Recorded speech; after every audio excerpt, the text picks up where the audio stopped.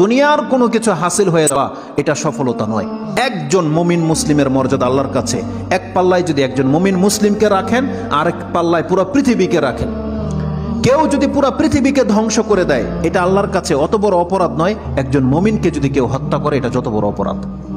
তাহলে একটা মানুষ তাওহীদের উপরে যারা আছে তাদের মান মর্যাদা এত, আল্লাহ বলছেন অতএব তারা যেন দুনিয়ার জন্য নয়, বরং তারা ওই পরকালে জাহান্নাম থেকে মুক্ত হয়ে যাওয়ার সেই রাস্তা যেন তারা অবলম্বন করে। কারণ সেই দিন যাকে জাহান্নাম থেকে শুধু বাঁচানো নয়, দূরে রাখা হবে। ওয়াউদখিলাল জান্নাহ, আর যাকে জান্নাতে প্রবেশ করিয়ে দেওয়া হবে, আল্লাহ বলছেন ফাকাদ ফাজ, এই হলো সফল কাম। কারণ জান্নাত এমন একটা জায়গা, এটা হচ্ছে চির সুখের জায়গা।